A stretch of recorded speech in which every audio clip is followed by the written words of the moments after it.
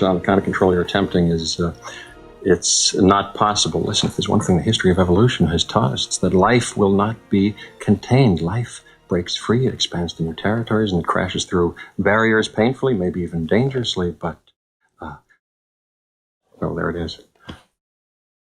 There it is. I'm simply saying that life finds a way.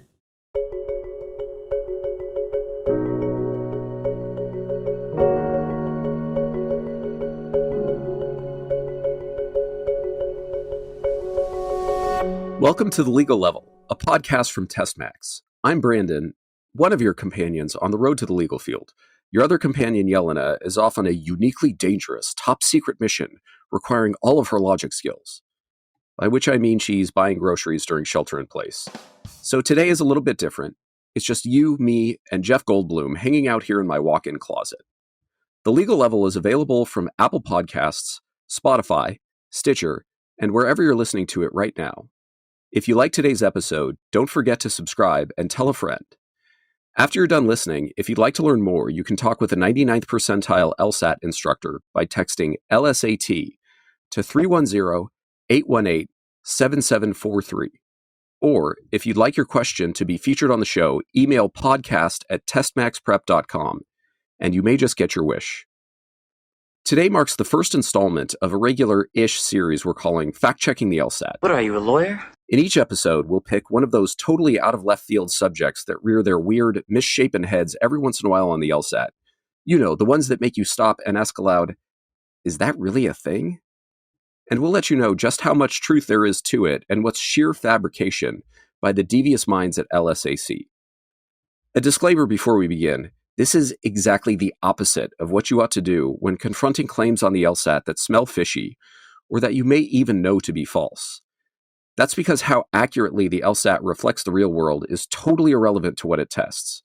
So when you get off-the-wall nonsense, your best bet is to just accept what you're reading and finish the question, after which you can email us at podcast@testmaxprep.com and implore the LSAT detectives at the legal level to get to the bottom of it.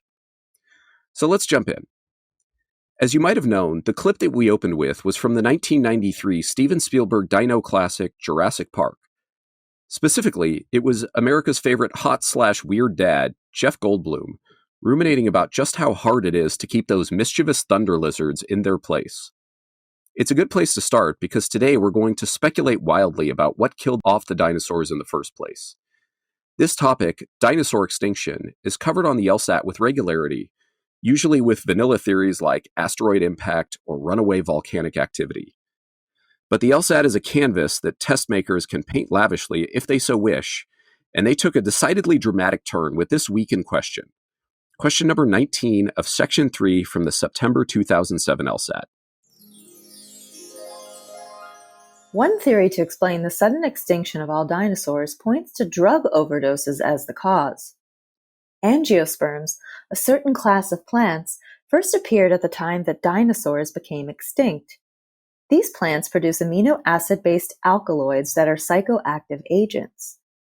Most plant-eating mammals avoid these potentially lethal poisons because they taste bitter. Moreover, mammals have livers that help detoxify such drugs. However, dinosaurs could neither taste the bitterness nor detoxify the substance once it was ingested. This theory receives its strongest support from the fact that it helps explain why so many dinosaur fossils are found in unusual and contorted positions. That's right, listener. According to the LSAT, dinosaurs went extinct because they OD'd on some dank-ass angiosperms. What are angiosperms, you ask? And how can I get a non-lethal dose to help dull the pain of social distancing? Well, you're in luck. Angiosperm is really just a fancy term for flowering plant. And chances are you've got angiosperm-produced products in your fridge or pantry right now. Apples, mangoes, peas, watermelons, all of these come from angiosperms. So press pause, go take a hit of Granny Smith, and then come back to find out whether this wackadoodle dino extinction theory passes legal level muster. We interrupt our program to bring you this important message. With coronavirus wreaking havoc all over the planet, we know what you're thinking. Pandemic right here! How will this affect my LSAT score? At LSATMax, we have long been concerned about the potential for a global pandemic, which is why 100% of our courses are available on demand, unlike our competitors. Shit, what are the symptoms again? Ugh. Don't take an in-class course and run the risk of infection, or even worse, subpar LSAT prep instruction. Instead, quarantine yourself at home with your new digital BFF, LSATMax, as our 99th percentile instructors teach you how to ace the LSAT and avoid the scariest of all test results, a low LSAT score. Since everything else you were planning to do has probably been canceled by now, download our free 5-star rated app and get started today with your coronavirus-free LSAT prep. Just search LSATMax in the App Store. We're back. So now it's time to rate this claim on our patented gavel-based scale. 1 gavel indicates something that must be true. 2 gavels is probably true. 3 gavels means it's unknown either way. 4 gavels represents something that's probably false. And the dreaded 5 gavel rating indicates something that must be false. Gavel you right out of the courtroom with that one. So, how likely is it that getting high got the dinosaurs killed right off the face of the earth?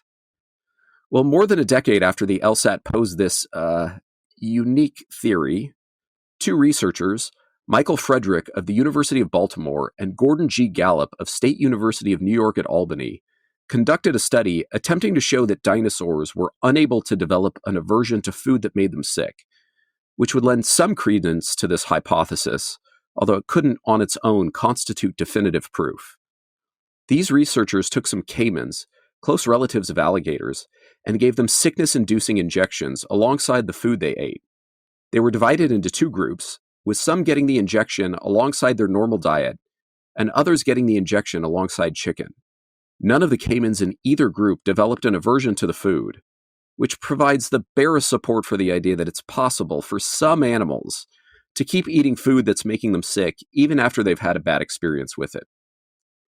This paper was swiftly and ruthlessly dismantled by Brian Switek at Scientific American, who noted that the study was so bad that it didn't even have a control group, didn't actually investigate the food that was at issue here, angiosperms, and takes the digestive tract of caimans as representative of dinosaurs of the late Cretaceous period in general, when there's little reason to believe that's the case.